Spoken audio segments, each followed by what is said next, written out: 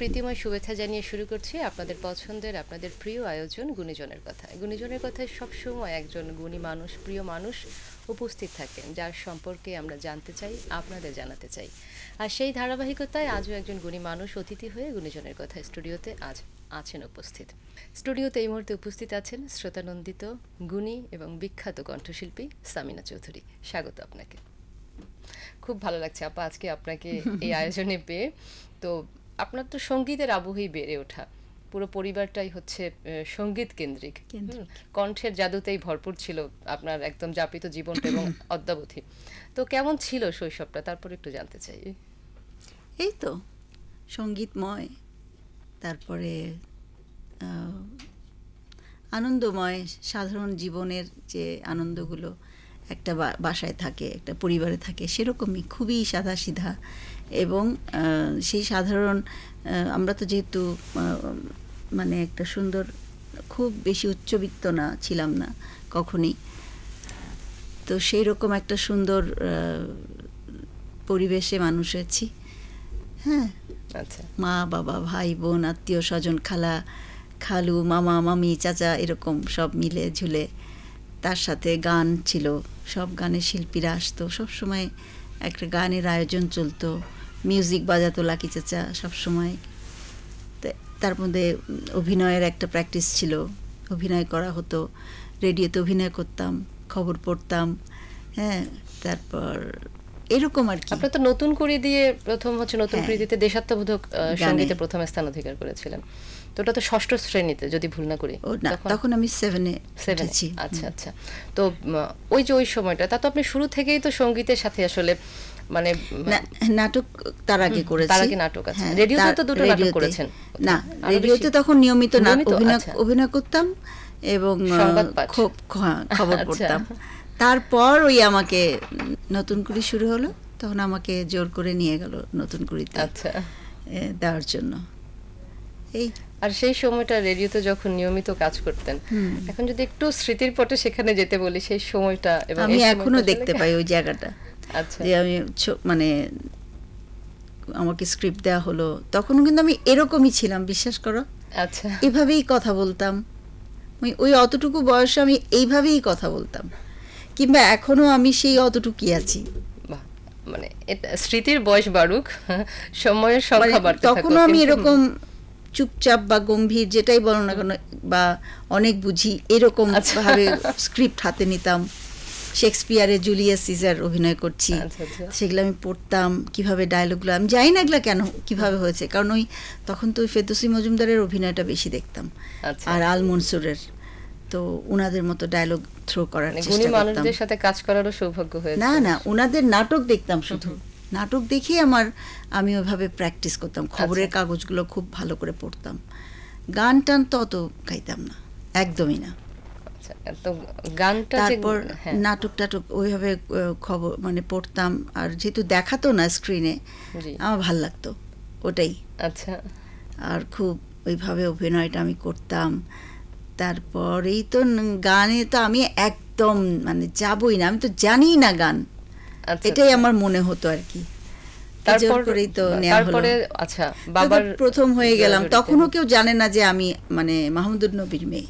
আচ্ছা, তো ফার্স্ট হয়ে যা গেলাম, তখন আলাউদ্দিন আলী, তার কিছুদিন পরেই আলাউদ্দিন চাচা এসে আমাকে নিয়ে গেল, তখন সে জানতে পারলো যে আমি মাহমুদুর নবীর মেয়ে। এই তো নিয়ে গেল, জন্ম থেকে জ্বলছি ছবিতে বাচ্চাদের একটা গান, জন্ম থেকে জ্বলছি মাগো, ওটা গাওয়ালো। গাওয়ানোর কিছুদিন পর বললো যে না, ওকে দিয়ে আর বাচ্চাদের গান হবে না, ওকে দিয়ে বড়দের গান হবে। তখন ওই একবার যদি কেউ ভালোবাসতো ওটা গাওয়ালো। যত উনি গাওয়াচ্ছে আমি ততই বিরক্ত হচ্ছি। আচ্ছা, কিন্তু আমার তো নাটক হচ্ছে না করা, আমার তো অভিনয় করা হচ্ছে না। এবং কিছুদিন পর দেখি যে বিজ্ঞাপন তরঙ্গে ক্রমাগত গানগুলো বেজেই যাচ্ছে 10 মিনিট পর পর, এবং বলছে যে এই ওখান থেকে অনুরোধ পাঠিয়েছেন এই ওনার। তখন আমি না, আর আমি আর নুমা আমরা খুব বিজ্ঞাপন তরঙ্গ শুনতাম। তারপরে দুপুর 3টার সময় ওয়ার্ল্ড মিউজিক একটা হতো রেডিওতে, রেডিও নির্ভরই মানে সময়টা ছিল। তো আমি দেখি কিরে সামিনা নবী কিছুক্ষণ পরপরই বাজছে, তাই নাকি, আমি গান গেলাম কখন? মানে বিরক্তি থেকে এত অনবদ্য সৃষ্টি তৈরি হয়েছে যেটা এখনো আমাদের মুখে মুখে সবার মুখে। তারপরে তো 82 সালে আমি যখন মানে একদম ঠিকঠাক যে এবার আর না হয়ে গেছে, তারপরে চলে আসলো বেলাল ভাই, আল মনসুর, সেই আল মনসুর যাকে যার অভিনয় দেখে আমি অনুপ্রাণিত হতেন। তো বেলাল ভাইয়ের সাথে তখনই অবশ্য অনেক ভাব ছিল আমার, কারণ ওই 77-এ উনি রেডিও টেলিভিশনে কাজ করতো, তো আমাদের একদম একটা ফ্রেন্ডশিপ হয়ে গেছিলো। তো বেলাল ভাইয়ের সাথে সে আমাকে দিয়ে ওই গানটা গাওয়াবে, তারপরে গাইলাম ফুল ফোটে ফুল ঝরে, সেই 82 সাল। আর না, এবার আমি অভিনয়।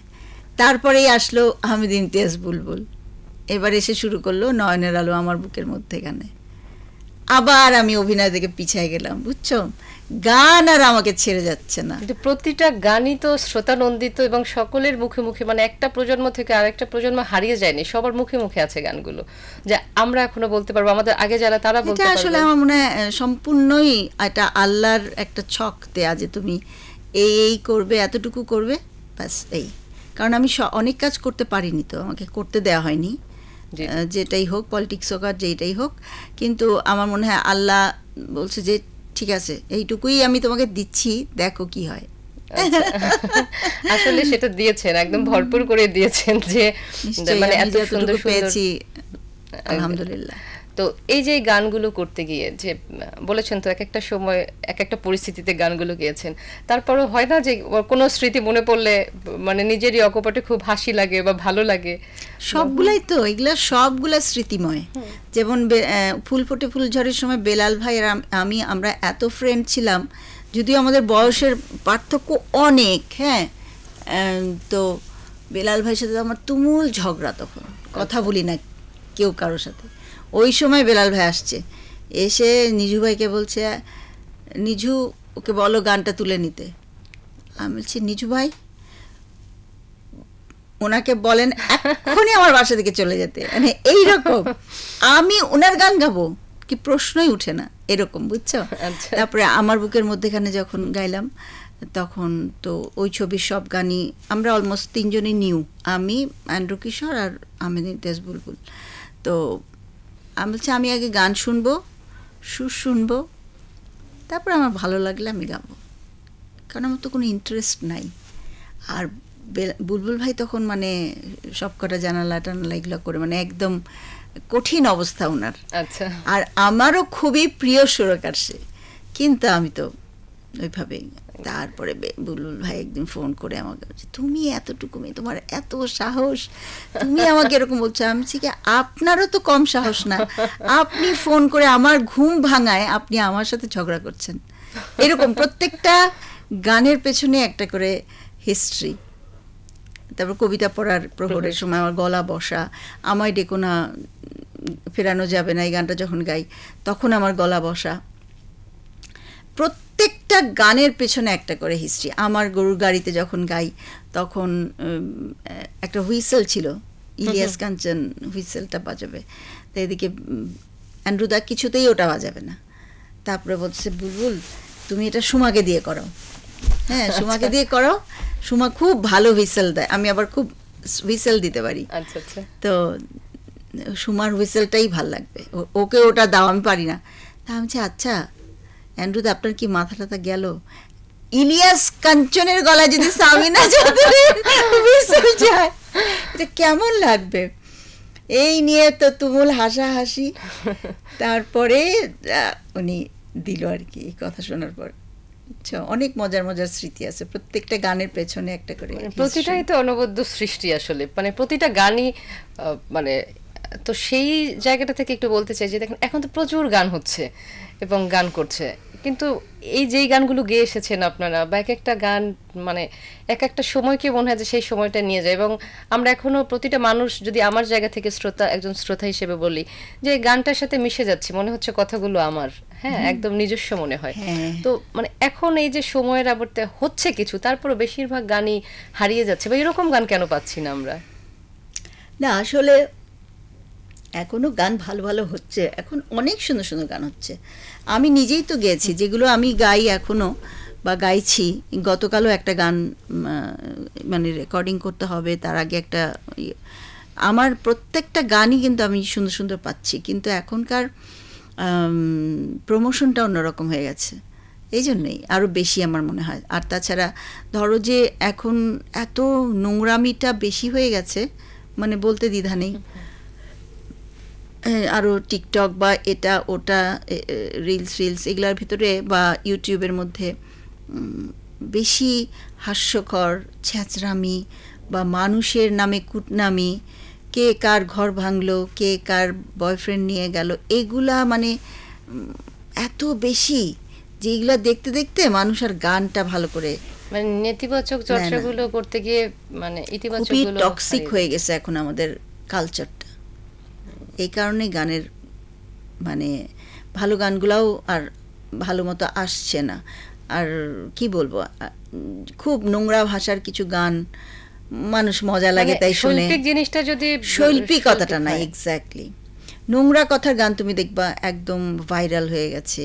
মানে ওটা তো কিছুদিন মানে ভাইরাল ব্যাপারটাই আসলে না, ভাইরাল হয়ে আবার হারিয়ে যাচ্ছে কথা কিন্তু না, কিছুদিন ধরো তোমার ঘরের ভিতর এখন অনেক ধুলা জমে গেল, কেমন তুমি বললা যে হ্যাঁ ওটা তো ধুলা, ওটা পরিষ্কার করলেই, ওটা তো কিছুদিনের ব্যাপার, ধুলা ঝাড়লেই জমে, কিন্তু ধুলা জমছেই, কিন্তু জমতে জমতে জমতে জমতে এক টাইমে আর কিন্তু ভালো জিনিসের জায়গা নেই, এতখানি ধুলাই হয়ে গেল, তখন তুমি কি করবে? ওটা একটা বিষয়, কিন্তু যে স্থায়িত্বের যে বিষয়টা, মানুষের মনে জায়গা করার যে বিষয়টা, যিনি গাইছেন তার যে শৈল্পিকতা, এখনকার ছেলে মেয়ে মানে গাচ্ছে বা যাই বা যেটাই হোক, আমার মনে হয় যে অন্তরটা স্পর্শ করে না, এবং অন্তর স্পর্শ করার যে কতগুলো কায়দা থাকে, ওই কায়দাগুলা রপ্ত করতে সময় লাগবে ছেলে মেয়েদের।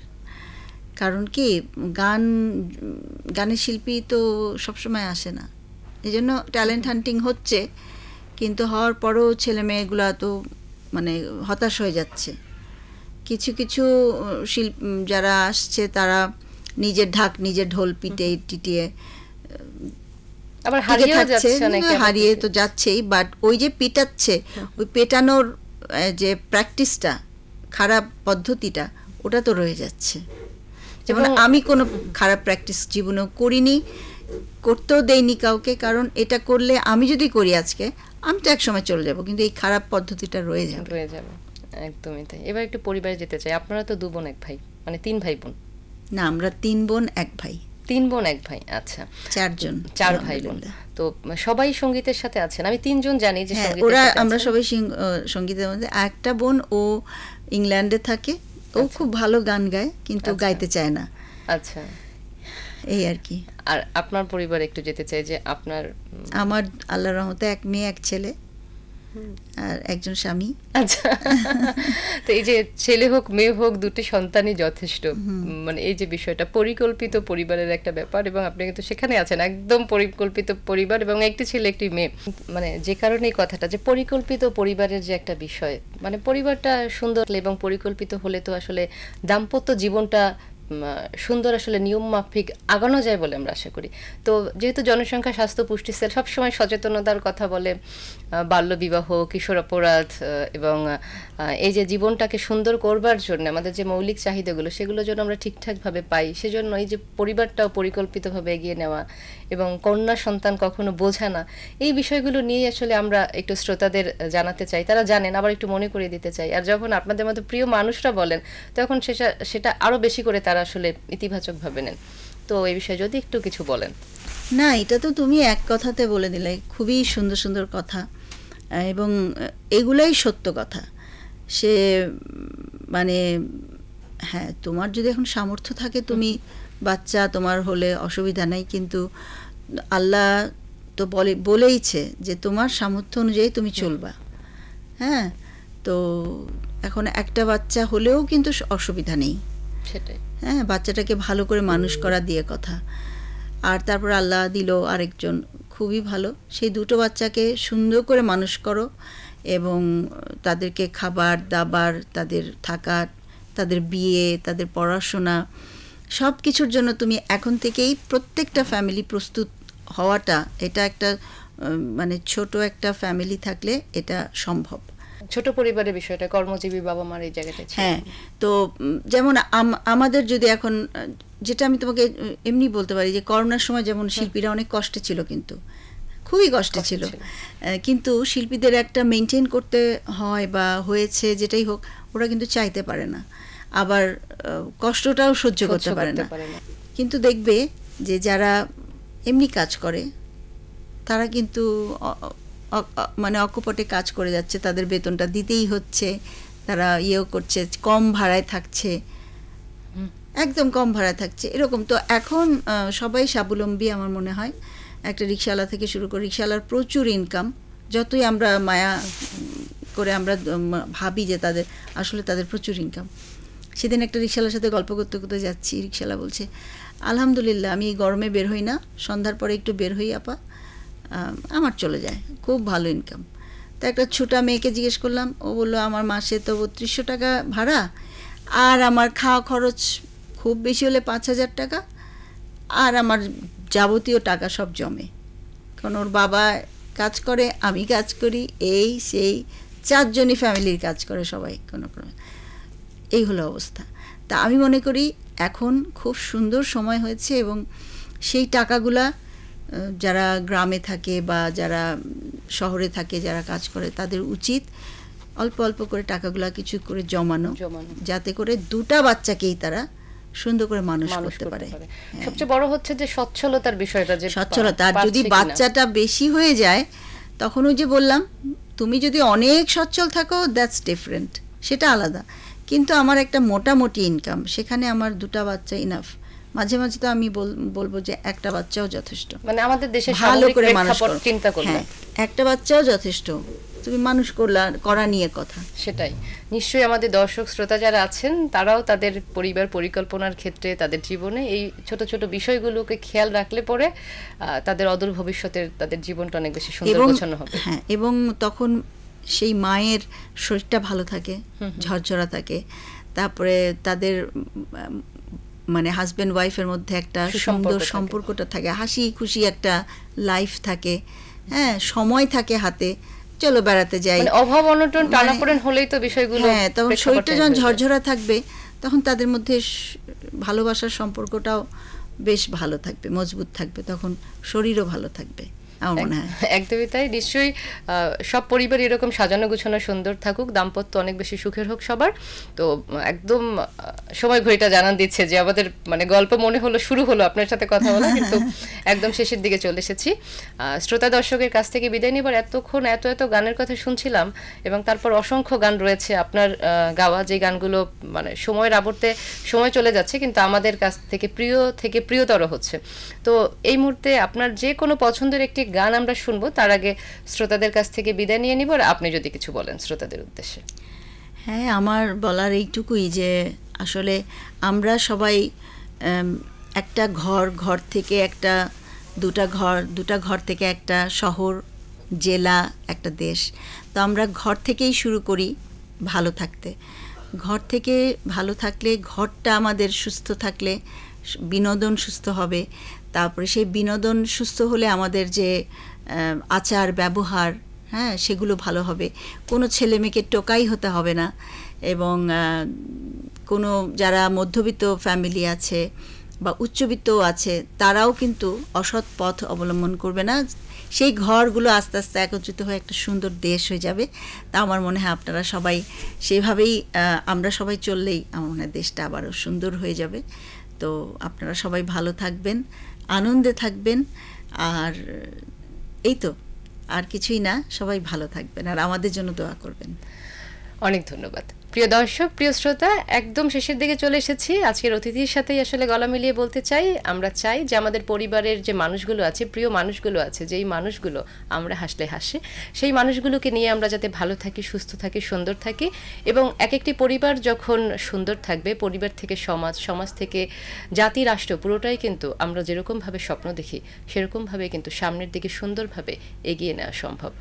তাই সবার জন্য অনেক অনেক শুভ কামনা রেখে আজকের মতো শেষ করছি। সবাই ভালো থাকবেন, সুস্থ থাকবেন। শেষ করব প্রিয় শিল্পীর কণ্ঠে গান শুনতে শুনতে। আমার মাঝে এখন আমি স্বপ্নের সিঁড়ি স্বর্গের আমি যেন অন্য রকম এক ভালোবাসাতে ডুবে আছি তুমি কাছে আসাতে মন যেন উদাস কবি ভালো লাগে রাত ভালো লাগে চাঁদ ভালো লাগে ঋষভ ওই ওই ওই ওই ওই ওই ভালো লাগে ফুল কিছু কিছু ভালো লাগে ঋষভ। বাহ বাহ